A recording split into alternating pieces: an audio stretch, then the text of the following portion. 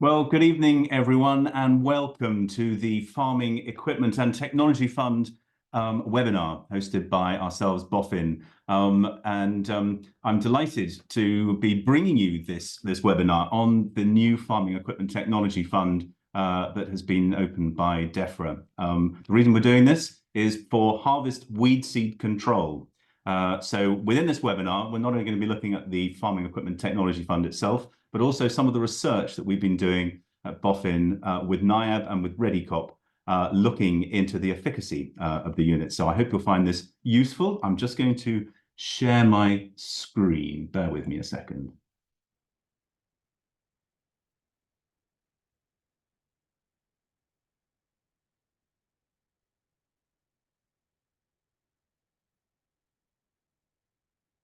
Great. I hope everyone can see that.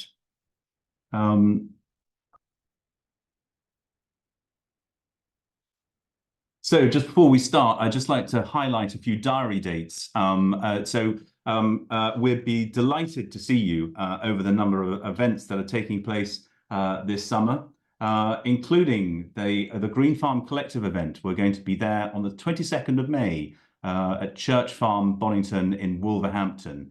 So do look out for our haven of inspiration, the tent, we'd be really keen to see you there and to talk through any of the projects that we've got going on, obviously including harvest weed seed control as well. There's also the cereals event, of course, coming up this year at Bygrave Woods, Newnham Farm in Hertfordshire on the 11th and 12th of June. We're planning to do some events there, have a get-together. There'll be some food available as well, if that tempts you to our stand. We're going to be on the PGRO stand at cereals, so do come and say hello. And then the Groundswell event on the 26th and the 27th of June. We're planning to be there as well. I'm not entirely sure where we're going to be at the event, but we're definitely going to be there. And again, we'll welcome you to come and see us and talk about some of the projects that we've got on, some of the very exciting projects. But today is all about Farming Equipment and Technology Fund and Harvest Weed Seed Control in particular, which is a project that we've been involved in for about 3 years now, I think.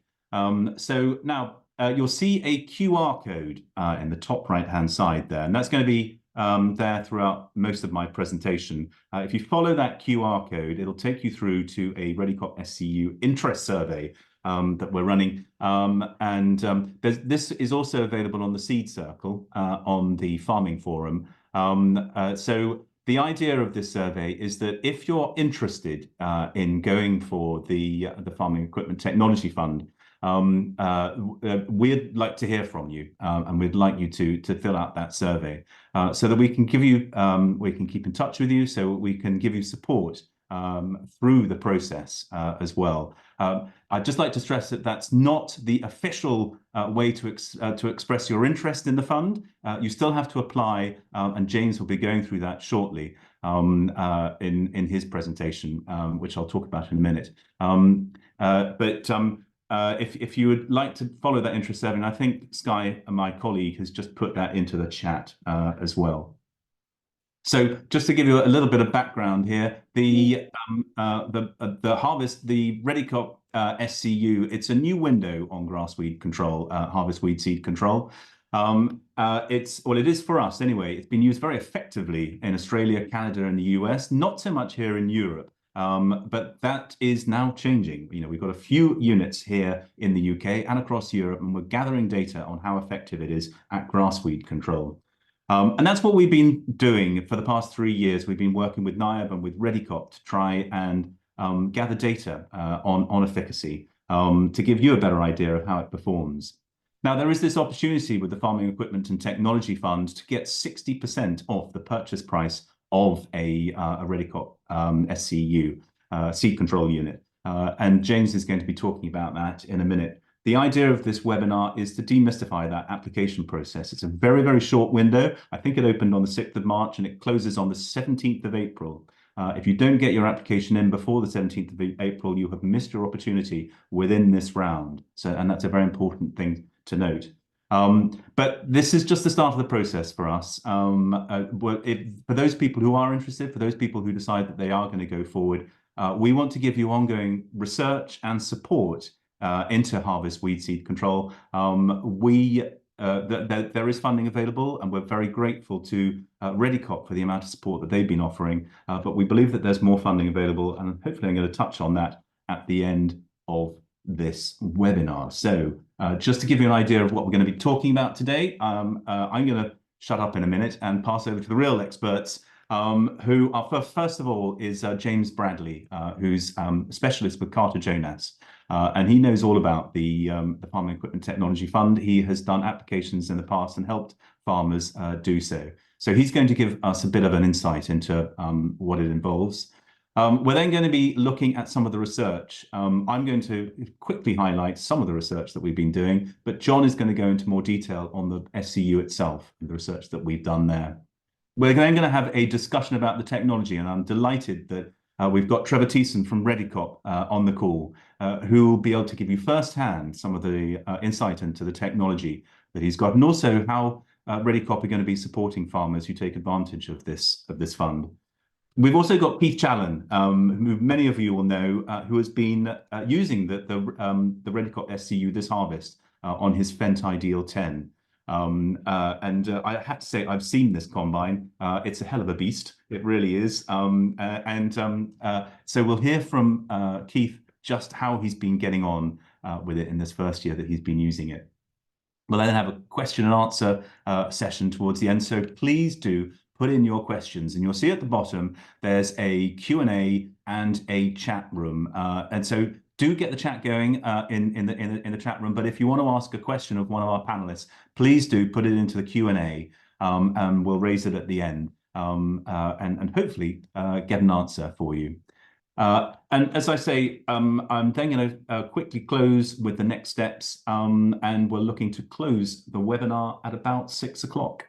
So just to give you a bit of background, so harvest weed seed control, as I say, it's a new window on grass weed control. We've been looking at it in 3 specific crops: meadow brome, Italian ryegrass, and blackgrass.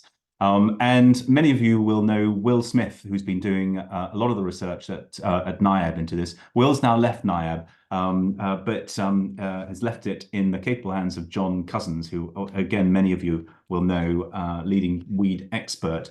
The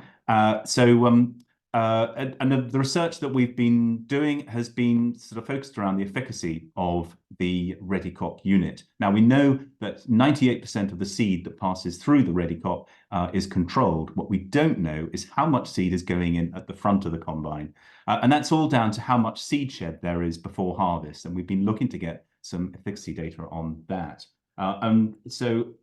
We've been working with a number of farmers around the country. I've already mentioned Keith, who's got a unit fitted to his Ideal 10. We've also worked with Velcourt Farms in Warwickshire and their New Holland combine that it's fitted to, with Jake Freestone in Worcestershire and his John Deere combine, and with Adam Driver in Suffolk on his Class Lexion combine. Now, it has to be said that it's also available on the Case combine, and so that is most of the combine makes that available in the UK that the Redekop is available for. You need to have one of the newer models, and there's more information about what models are available from Redekop.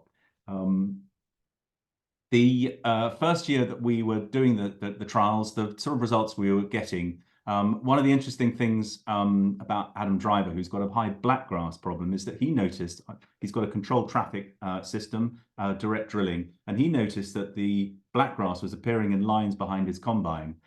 Anyway, about 54% of the seed was retained in that year. It has to be said that was quite an extraordinary year. That was 2 years ago, that very dry harvest. About 54% of the seed was retained in the year. Quite a high percentage for blackgrass. But the other thing that we noticed in trials was, yes, this definite grouping of the blackgrass behind the combine, which is quite significant in his situation. It just shows that there's a high population going to a specific area. The other major finding we found was in winter barley and spring barley at Belcourt Farms in Warwickshire. And with a 60% reduction in winter barley and a 44% reduction in spring barley through using the unit.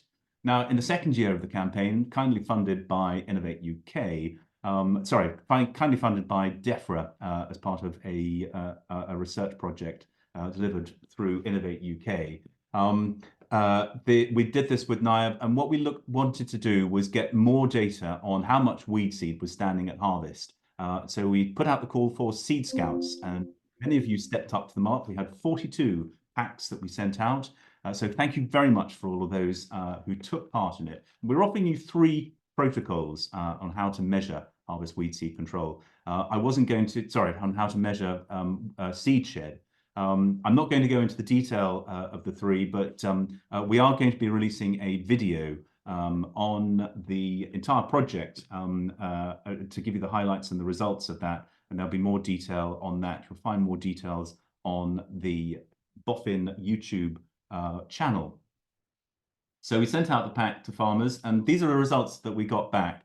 12 farmers sent in samples. It has to be said, it's quite a challenge to do all the seed counting. So very, very grateful to those farmers who took part, but it was quite a lot of work to actually count all the seeds. And those are the results that we were getting. Now, blackgrass, not very much, not many seeds left in the ear, but you can see one of the interesting things about blackgrass is just how many seeds is in the head. Up to over 200 per head. That's a lot of seeds to be falling on your fields. Italian ryegrass, seed retention is that much better, we found. But again, the other thing to note about this is there is a big range with all of these seeds. And meadow brome was the most retention. Now, I would say that we had figures for sterile brome and wild oats as well, but the numbers of samples we got on for those were very small. So we can't be too confident about those figures. And it has to be said, we didn't get an awful lot of samples through anyway. This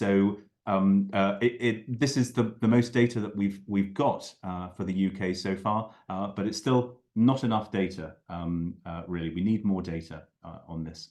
Anyway, that's enough from me. I'm going to hand over now to James Bradley from Carter Jonas to take us through the Farming Equipment Technology Fund. James, would you like to turn on your video and your audio and join us, please? Fantastic. Thank you, Tom. Hopefully that's a little bit of me and hopefully a much bigger screen with the FETF shown on it. Thanks for the introduction and good evening all. Just to tell you a little bit about the Farming and Technology Fund. It, as I'm sure you'll know, reflects the direction of travel generally from government at the moment, which is wanting to assist with the removal and reduction of chemical inputs to farming. Thankfully, this offers some support along the way. There are 3 elements that they're chasing at the moment with regard to the general improvement of productivity, slurry handling and storage, and overall animal health. So if I can get on to the next slide, first hurdle. As Tom said, there's James, yes. Sorry to interrupt, James. We can't see your slides. Are you sharing the screen? I thought I was sharing the screen. Oh. Is that better? That's better. Fantastic. Right. So that's the one you should have seen a moment ago and obviously didn't. This is the one I'm on to. So as I was saying, round 1, we're in it at the moment. It is the 6th of March this year and closes with a bang on the 17th of April. We are told there will be 2 further rounds later in the year, but they are as yet to be announced. We don't know what will be in them. We would presume that the list of machinery wouldn't change, but I wouldn't like to guarantee it either. So I think if people are interested in it, now is the time to get on board and join in. It's available, as we know, to farmers, but it also includes horticulturalists, forestry owners, and I think a few interest on the call who are contractors, anybody who does work for any of these groups. There's a predefined list of items. There's about 70 things on it. So provided the machinery that you're looking at fits within the description, it is eligible for the grant. Items can exceed specifications. So if you're looking at a certain width for the specification, you can buy a bigger one. What you can't do is buy a smaller one. The applications as they come through will be scored. When you get into it, you'll see that there's a score number on each of the technologies. That would be averaged if you used more than one technology in an application to give you an average score. They will tot up the number of applications, rate them according to score, and then allocate the funding until such time as they run out of funds to spend. So what they've done is to calculate an average cost that they perceive for the equipment, and they are looking at providing, this is DEFRA RPA, of course, between 50 and 60% of either the average cost of the item, or if you manage to buy it for less than that, the cost that you manage to spend. The minimum grant is 1,000, not very relevant, but the maximum is 50,000. So that's for the productivity grant as a whole. So no item more than £50,000. Businesses will have to buy a machine outright. You can't buy it on any form of finance. You've got to pay for it before you make your claim, unfortunately. And for anything over £25,000, which this, of course, will be, it's likely to require evidence of that ability to fund it, be it either by a formal loan, an overdraft, or savings from somewhere else in the business. But you do have to be able to demonstrate that you can pay for it. You might also have to be able to demonstrate the viability of your business, which would be provision of accounts into RPA. Looking then at how to apply, there's quite a long list of questions. First of all, you've got to be a recognised business within RPA. So most people will be already. They will have both a customer reference number and a single business identifier number. For the second thing, an SBI, you don't have to have any land, so contractors can still register their businesses and be recognised by RPA. You don't have to have anything more than sort of an ordinary address in order to be able to do that. Once you've done that, it's then necessary to register again within the Farming Investment Fund service. There's a link if you use the ETF path through rpa.gov.uk. That will take you in. You can register. You then have to put in your account details. Just be very careful to make sure that the application has the right business privileges, and always use the same email address. They're very sensitive about that. They won't accept anything that isn't recognised within their systems. There's, as I said, quite a long list of questions to be answered. It is, however, pretty factual. There aren't any traps in it, but it is dogmatic in its approach, and it won't let you proceed unless you've answered the last question correctly. For contractors, it will ask where and how the machine will be used. Once you've worked your way through the various elements and question rounds, you'll get to something that looks like the item on the right there that I've highlighted, which is how many do you want? That then shows the FETF 410, which is the seed reduct control unit we're talking about. And as you can see there, the standard grant of £35,500. There are 5 little dots below which show the requirements of it. We're confident that the machine we're looking at from Redekop will comply with all of those, and most people therefore will apply for one item. Once you've done that, save and continue. A few more questions, and that takes through to the arable items summary, which you can see there bottom right. In this instance that I've used an example, one machine, total of £35,500, and as I said, a score there of 70. I've been through the list, and the scoring points range between a low of 31 and a high of 71. So by applying, you'd think that you were scoring pretty highly, averaging nobody can beat you. Once you've made your application, you will get an email. That email contains your agreement offer, and you will have 1 month in which to confirm your acceptance. Obviously, everything's going to be collated and scored before they do make any decisions, so we won't see anything before the end of next week. So in around about 5 weeks' time from now, assuming you were to apply immediately, I would expect to see that first agreement offer.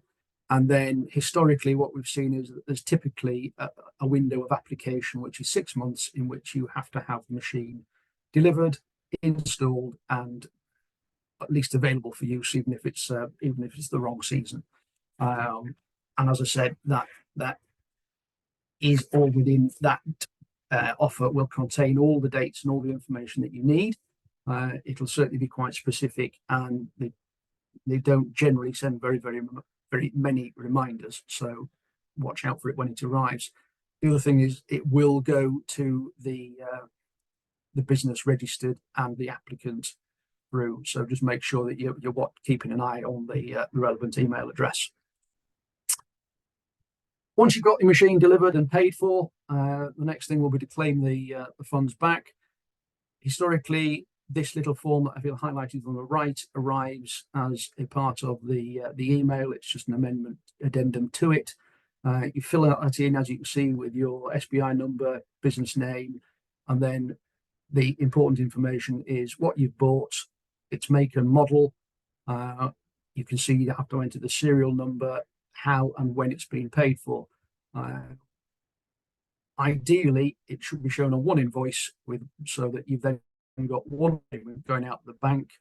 I have dealt with a case where the applicant had quite a good relationship with his local machinery dealer, and trying to pick out and balance the payments for a number of items from a number of different invoices and a number of payments was quite a challenge in the end, and certainly RPA did not enjoy it. The other thing that they like is photographs of the machinery. It's a different one on the right, but this shows a two-part application. The machines, as we can see, seed hopper and drill here, either end of the tractor, assembled into one unit so they can see the whole thing. We could then include within that the copies of the photographs for serial numbers and so on. And I think I've covered all I was going to want to say in terms of making sure that you have a suitable application. Great, thank you very much for that, James. Thank you very much for the walkthrough as to what to do. That's really helpful. And anyway, without further ado, I touched on some of the research that we've been looking at over the past 3 years. We'll go straight on to John, who I believe is going to already started his screen going. John, do you want to? There we go. Fantastic. Oh, good evening. Yeah, so I was just going to go through some headline numbers for the work that we carried out as part of the Seed Scout project that Tom described. And I think the starting point is probably to make the point that I think Tom's already touched on, that there are 5 commercial combines with the Redekop SCU fitted. They do encompass a massive range of combine designs and a whole load of use case scenarios across different crops, and obviously crucially different weeds. The one thing I would say, we've obviously very much focused on measuring the weeds and looking at the results of the use of the SCU. It's pretty clear that the experience of the users in terms of having this item fitted to the combines has been trouble-free and been a very positive experience. We didn't want to, which is nice, because we don't want to be in a project where people are reluctant to take part because they've got problems with it. And so that's definitely been part of the feedback. The first thing I'd say, which directly, I guess, feeds into that observation of trouble-free performance, is that one of the elements that we wanted to evaluate is what exactly does the retrofitting of this seed mill, in this case the Redekop SCU, do to the load which the combine experiences. What is the additional fuel consumption or engine load or reduction in work rate, however you want to put it. And we came up with a figure which was very reproducible, I've got to say, across different seasons and different fields. using the telemetry off the combine at Cambridge of about 10%. So that's not something, I think that sort of level of additional load isn't something that you'd want to colour your opinion too much, but nevertheless, you need to take that into account, that there will be additional fuel consumption, additional engine load when you think about specifying the combine for the use scenario you've got on farm.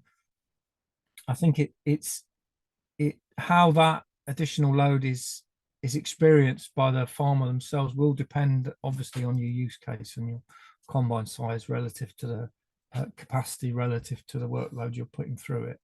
But that is probably a good ballpark figure. 10% seems to be top end as reported by others, but it's probably a good working figure to work with. But obviously, as I say, we very much focused on the weed element, and I wanted to just touch a little bit on what was our approach to this evaluation in commercial crop that we carried out. So obviously, the first thing to say is that we are not repeating work that's already been done, where basically the efficacy of the mill itself in destroying any seeds that are put into it is measured. That work's been done. There's no reason why it would be different for UK weeds as it is for Australian weeds or weeds in North and South America. It is safe to assume that the vast majority, we're talking about high 90% of weed seeds that actually go into the mill are destroyed or damaged to such an extent that they're non-viable or have dramatically reduced viability. So take that as a given. That's really not been part of this evaluation. What we've actually done is to go on to farms where the seed mill was fitted to the commercial combine and set up some static, so they ran the whole course of the evaluation, tramline strips with the seed mill engaged and disengaged. So we've got some nice repeatability and replication on a large field scale. And we went in in the crop before the seed mill was used, and then into crops in the rotation after the seed mill began to be used. So we've got 3 data points, if you like, before use, and then 2 in the crop after to harvest when the seed mill was used.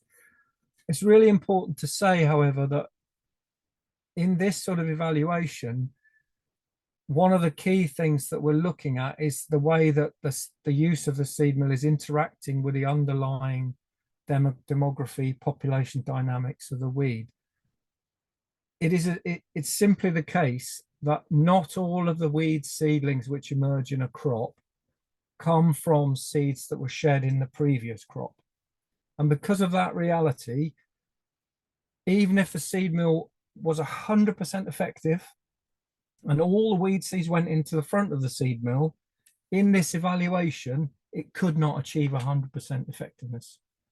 And I think when we come to look at the ballpark numbers that we've come up with, it's really important to understand that that's how we were carrying out this evaluation in the field. We're very much looking at 2 ends of the telescope here. We're looking at a kind of micro, almost lab scale efficacy of the mill itself. And then we're looking at the result of the interaction of the use of the seed mill with the underlying population dynamics. So what we ended up with is data that looks like this. So as I said, we've got 3 occasions of sampling, static areas in the field with and without the seed mill. The crucial thing to see is the difference between these 2 lines. So the blue line, we are basically tracking the natural flux of this weed population in the field. So as we go through the rotation, some crops, in this case, a very late drilled spring barley, just naturally result in lower population levels. The first week compared to the second week, we got higher population levels. So the crucial thing is when you compare if you like, the control, the population flux that's naturally there, and then compare the use of the seed mill, immediately you can see that the engagement of the seed mill is giving statistically significant differences in seedling number in the following crop. But having said that, again, it is important to put this into a little bit of context. What we saw in the data set in the round is an overarching picture of how natural inherent processes in tracking weed populations are interacting with the seed mill. So, as I say, even if you prevented seed return 100% in a crop, you will still get weed seeds in that area because of a seed bank population. The proportion of seedlings in a crop that you establish, the proportion of those seedlings which comes from freshly shed seed compared to a long-term seed bank store of seeds really depends on the system, how much mixing of the soil you're doing, what's your cultivation plan, and the rotation. So we saw that massive interaction. Two things: where the population level of weeds was high in a crop, we saw a higher effectiveness of the seed mill, because that meant that more of the proportion of the seeds in the following crop came from fresh seeds. Where there was a much lower cultivation level, so much less mixing of the seed bank to bring up older seeds, again, that resulted in the evaluation that we carried out giving higher numbers. So what do the numbers actually look like, having explained exactly how we've done it? Well, what we saw by pooling all of the results across all of the farms where the seed mill was in place, and across 4 fields on each farm, or 3 or 4 fields actually on each farm. So pooling all the data from all those fields, what is the reduction in seedlings in a following crop, which results from the engagement of the seed control unit?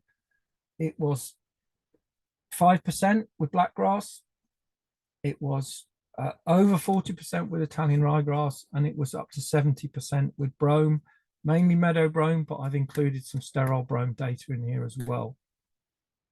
So those are the bald numbers, but as I say, 2 provisos: these values are not performance over the whole system, including that natural flux in weed populations. The values are minimum values because they don't take into account seed bank reservoir in the field. One of the findings, by combining the seed scout work that Tom described, where seed scouts created a really nice data set on what proportion of weed seeds remain on the adult plant at harvest, we can show that, certainly explain in part these results. If you look at blackgrass, in the seed scout samples, nearly 80% of the seeds on blackgrass plants had shed at maturity, and that loss of seeds before the combine process results in a very low contribution, potential contribution to the seed control unit. Ryegrass, we're intermediate, and brome, again, we see the lowest level of seed shed, the highest level of seed retention at harvest, and the highest level of effectiveness of the seed control unit. Again, here, one of the things which this study in itself has thrown up is how, yes, seed retention at maturity, how much seed is shed before you put the combine in the field, is an important value in terms of working out how effective seed mill will be on a species, but it's not the only driver. With brome in particular, this is a species in which the seeds don't shed very freely off the heads. So the maternal plants are really keeping the seeds on the heads, and this is maximizing the proportion of seeds which go into the combine over and above the retention value. So we need to improve the data that we've got on seed retention, but also we're going to have to add in a little bit of botany at the same time. So these numbers, okay, so they are, I've said what they're not. They're not a measure of the performance of the mill. I think we take that as a given. There's so much data out there now from different regions, different weeds. We just assume, safe to assume, that performance of the mill. They are the minima. They're not a kind of a realistic estimate in isolation of the seed mill, because they don't take into account this population flux of the weed. They're also, as soon as you get to something like Italian ryegrass and then brome obviously higher, these are very high values for this is not a pseudo herbicide. Harvest weed seed control with a seed mill in this case, we're talking about capturing the seeds that plants which have survived an attempt at control are potentially producing. It's a completely different paradigm for weed control. And here what I've done is tried to make the point that you talk about, as I say, we in our assessment came up with a 40% value. If you compare that to a culture control measure, in this case drilling date, these data are for blackgrass, we've done work on ryegrass, very similar numbers. You can achieve roughly 40% reduction in heads, seed shed, by delayed drilling for a month. We're talking about an equivalent value benefit for a seed control unit as that culture control approach, which has been the mainstay. And you look at that two ways. You can think, okay, I can add weed seed capture to my drilling date approach, or you can actually start to think about, can I change the way that I'm having to grow crops as a result of weed population pressure, grass weed population pressure, by introducing this different approach to weed control? So really fantastic. I'm really grateful to Tom and especially to Redekop to getting us involved in it. It's a really unique insight into how we think this whole technology, the Redekop SCU, harvest weed seed control, can contribute to making sustainable grass weed management a reality.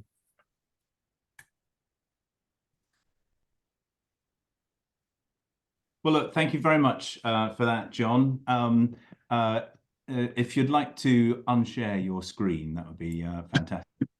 Wonderful. Great. Well, no, thank you very much for that insight into the research there, John. And I know that you and your colleagues have been doing a lot of research in harvest weed seed control over the years. So that's good to hear. The figures that jumped out for me was 5% control of blackgrass, 40% control of ryegrass, and up to 70% control of brome. So that's where we're at the moment. But I mean, it would be great to get more data on control and in more crops, in more situations. Now, I'm going to ask, if they may, Keith Challen and Trevor Thiessen to join me. Hello, fantastic. Good to see you, Trevor. Hello, Keith. Hi. Keith, would you just like to briefly introduce yourself? Yeah, I'm Keith Challen. I'm the farm manager here at Beaver Farming Company in the Vale of Beaver, into the Lincolnshire-Leicestershire border. And we farm close on 3,000 acres of all combinable crops and some grassland. Fantastic. And Trevor, would you just like to briefly introduce yourself, please? Yeah, for sure. I'm Trevor Thiessen. I'm one of the co-owners of Redekop Manufacturing based here in Canada. And yeah, I've been working with farmers like Keith and Boffin now for many years. And yeah, we're excited about the program that we've been participating in.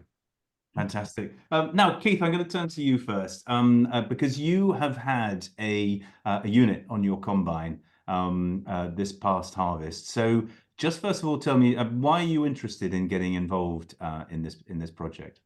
Well, we're a heavy land farm, Tom, and we suffer with problems from grass weeds, like a lot of heavy land farm, well, like a lot of arable farmers, full stop.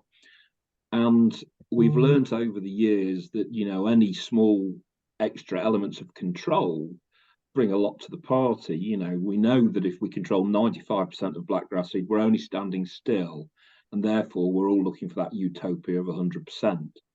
And so we were looking for the next cultural method of controlling that extra percentage of blackgrass. So when yourselves and Trevor approached us, it made perfect sense to go down this route because it offered another part of the solution for us. And luckily, we'd got a bit of history. We'd worked with Trevor in the past with the MAV straw chopper and had a fantastic relationship with those guys over there. So yeah, it didn't take a lot of thinking about when we had the chance to work with them. Fantastic. Now, and also, one of the figures that John came up with was 10% extra load. And I just wondered, you know, how did it perform on your combine? Did you notice the extra load requirement? Have you got any metrics on how much extra load it was putting on? To be quite honest, Tom, we didn't notice that 10%. We run the flagship Fendt Ideal 10. It runs at about 800 horsepower, which is probably more horsepower than it needs. So between engagement and disengagement, you barely noticed the load on the combine. Fuel use in a bigger crop, potentially, as John highlighted, could see up to 10%. But a lot of the time, we felt it had a lesser impact than that on output and fuel use. Great. And I suppose the crunch question, Keith, is how did you get on? Do you think it made a difference to either? Yes. This is a simple answer, Tom. Yes. Initially, it was blackgrass that drove us down this route, I guess. But actually, now we've used the machine, there's a lot more to it. And so, yes, hopefully we're getting 5% control extra with the blackgrass. And I think that will vary from year to year, because some years we've had more seed retention at harvest than others. So I think, you know, we may see better numbers than that in future years. But what we've noticed now, sort of almost anecdotally, is that we've controlled a lot of volunteers for the next crop. So historically, if we were establishing oilseed rape after wheat or winter barley, volunteers could have quite an impact on the establishment of that crop. And so you see a marked reduction, virtually no volunteers in the following crop.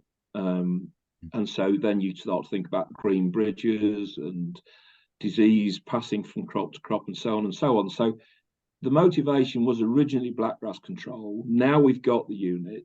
I think it's actually going to be quite an integral part of the whole management of weeds within crops for us going forward. And I have to say, from the day we fitted it to the day we switched it off, it was pretty much effortless to use.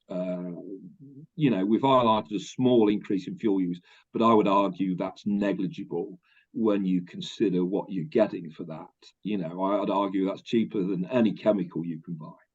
Yeah, well, that's interesting, that point you made about volunteers, because I know that Adam Driver in Suffolk has had the same issue as well. That, again, you know, it's blackgrass was the driver. You know, he's also worried about ryegrass and brome. But volunteers are a big thing for him. He is a winter barley grower, a malting winter barley grower. And so obviously volunteers in his winter barley is a problem. And he's noticed considerably less volunteers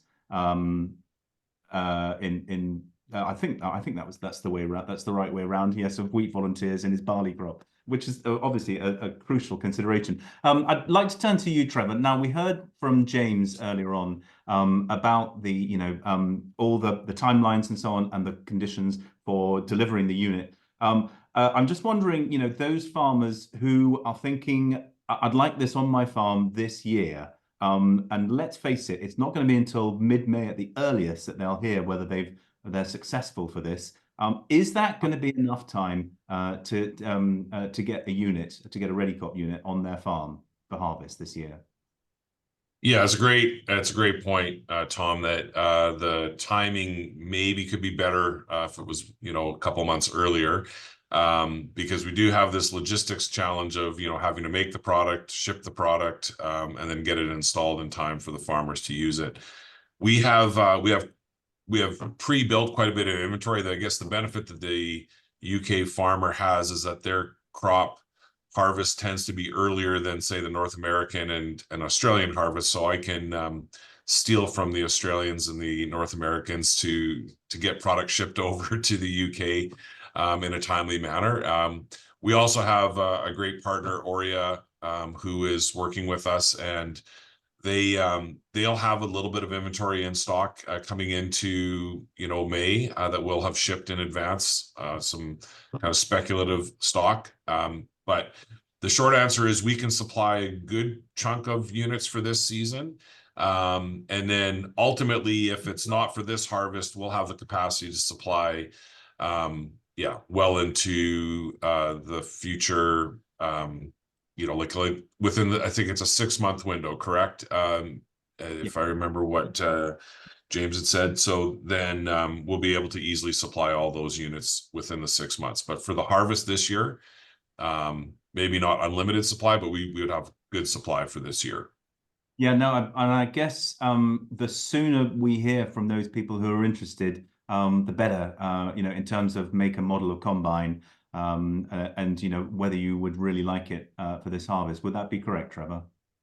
Absolutely. I think what would help us and Oria kind of plan the logistics out is if farmers are making an application, even we don't need a financial commitment at this point in time, but if we know that you've made the application, we can look at our inventory and try our best to make sure those units would be available if the farmer's application was successful. And so if they're applying to let us know and give us that indication of the make and the model of the combine with the details, that we can make sure that we have units available if they're successful in their grant application. Great. Yeah. Now, one thing that you touched on earlier on, Keith, is that you've had quite a bit of experience working with Redekop, with the MAV, and I've certainly followed your fortunes through some of the work that you've done on bringing new units to the country. What is it about Redekop that makes you interested in their machines? It's just straightforward and it works. There's no drama, there's no hassle. It feels like it's designed by a farmer with some good engineering in it, and it's just what the farmer needs without anything over and above. So yeah, it was a pleasure to work with Trevor and his team last time, and was very hassle-free. So yeah, it was a very easy decision for me again to work with them. Yeah, I mean, one thing I have noticed, by the way, Trevor, is through the couple of years that we've worked with you, that whenever a problem has been raised, and there never been any problems, it has to be said, then you're very quick to respond and get it sorted. I mean, what's your approach to these sort of things? I mean, you have been introducing innovative technology into markets across the world for a number of years now. What's the sort of key points to getting things, getting the right product to the right person at the right time? Yeah, it's appreciate Keith's comments. I mean, that's the impression we want to leave with our customers. We're just about coming up on 40 years of history as a company, and I think like a lot of smaller, ag companies, we were started by a farmer, and so that DNA is kind of built into the entire culture of the company. My business partner, who I always argue is a smart one, he just makes really good stuff that I get to sell. And Keith's met Dean. He's he's a farmer who designs for farmers and thinks like a farmer in a very practical, simple way. That doesn't mean that the product's not complex in its nature in terms of how it has to work, but that design principle, when you're trying to make it easy for the farmer to use and make it just work, when you start with that principle, it tends to result in better products, I think, in the long run. And when we go to a market, like part of the reason we've partnered with Oria is because we need to have the support in country. And Keith will remember we had one of our guys spent a month, I think, almost on Keith's farm there in the first year, Corbin, which we can't do from Canada all the time. But when we're trying to introduce, we'll commit significant resources to putting our engineering team on the ground with our partners in country. And we do that in every market. We're launching now in South America, and we're doing the same thing there. We're in the process of hiring a team there and sending our engineers over for extended periods of time to get everything up and running. So we try to make sure we can service and support it and then add people as possible. We're a small company, so it's not like we can throw, hundreds and thousands of people at problems, but we focus on small projects and do them as best we can.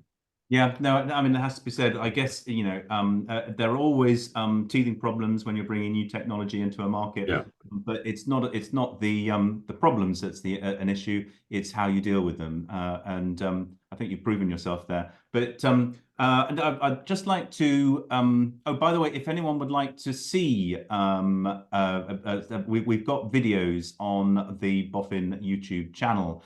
We did a road trip back in the summer and visited Keith as well as Jake and also Adam. We've got videos on the YouTube channel, so do have a look. See the SCU in action on British farms. We also got some footage of yourself, Trevor, at Groundswell last year as well. So do have a look on the YouTube channel. Now, do bring in your questions, and I'd like to bring back. Can I ask John to come back, please, and James as well to join us? And we've also got Dana from Aurea Agriculture, who's been responsible for importing units into the UK and into other markets elsewhere as well. So, and I'm just looking, we have Anna, thank you very much for joining us. How does the SCU work in wetter conditions? Say grain moisture at 20 to 22%. Anna up in the borders there. Pertinent question. Trevor, would you be able to give some insight here? Yeah, for sure. And I think, boy, crop conditions in UK market are very different than any other part of the world. Obviously, it's a very unique set of environmental conditions, and high yields, high moisture is one of the situations we've definitely tried to consider into the development and the design.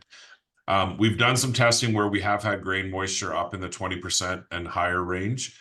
And of course, there's other factors there, how much straw and what the straw moisture is and how much what the exact crop is. But in general, we've been able to manage that and do it reasonably effectively. Part of our design is to make sure we minimize the amount of material that's falling into the mill that's not chaff. And so by doing a very good job of separating straw and chaff, we can keep just the chaff material in there. And the mills are designed to handle that higher moisture. Although I will say sometimes in some of those conditions, and Keith, you may have even ran into this in a couple of those high moisture conditions where you will have to kind of clean out the mill at the end of the day because some of the green material can almost make like a paste inside the mill. And if it's not cleaned out at the end of the day, it can almost harden up and cement that thing up. Tends to blow out early in the morning, but it's good to clean it out if those high moisture conditions are what you're harvesting. Yeah, I think you're exactly right, Trevor.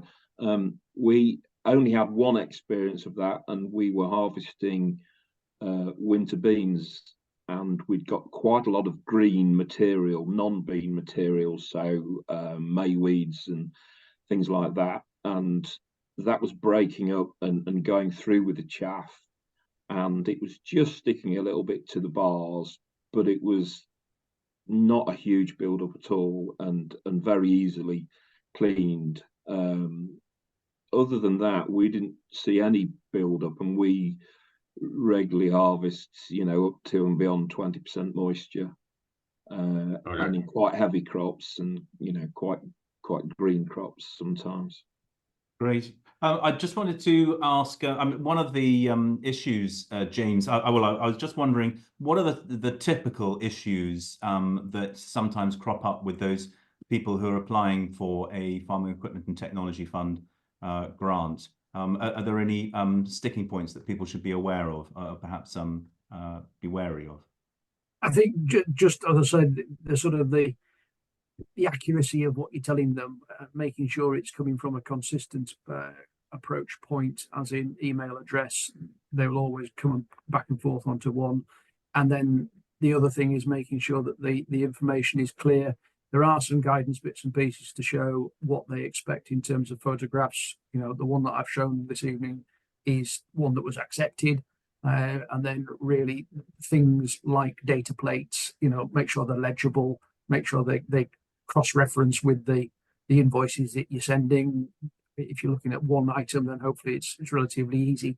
but certainly where there might be a sort of build-up of other technologies being put together, then you've got to go in a very systematic, methodical approach to making sure that what you're telling them is easy to cross-reference, and provided you do that, then all will be well.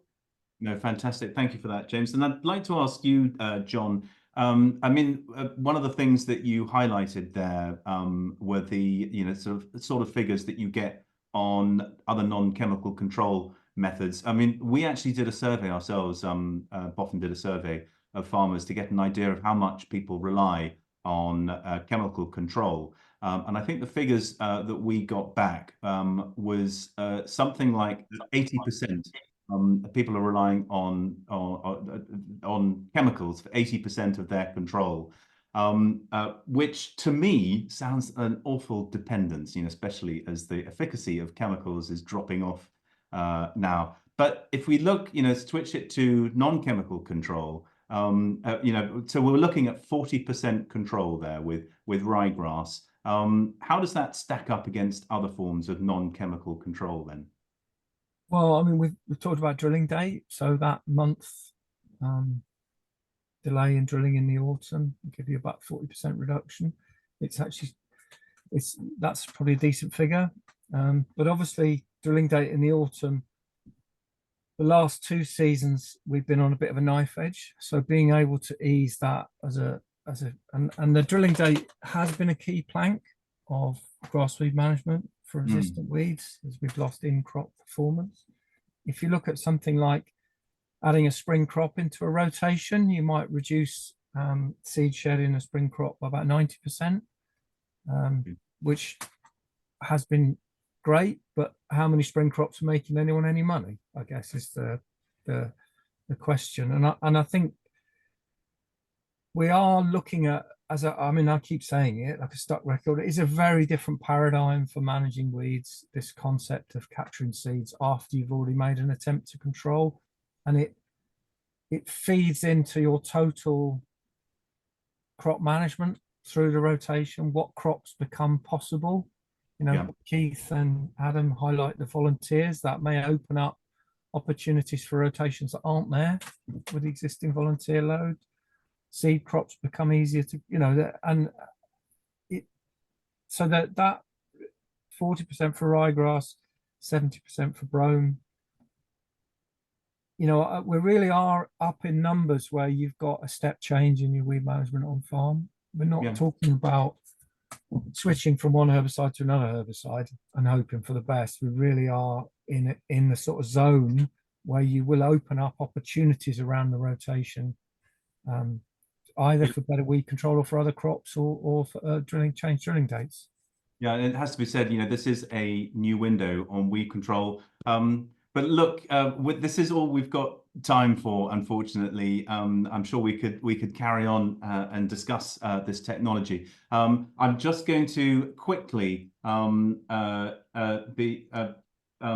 we've got a question coming through about mid-size machines. The SCU is available only for large machines at the moment, but what about mid-size machines? Trevor, just quickly. Yeah. Just real quick, we're working on that. We're hoping to have some options here that are in the field even this season on a very limited scale to test. And the plan is to bring that to the market in a very short period of time for smaller machines.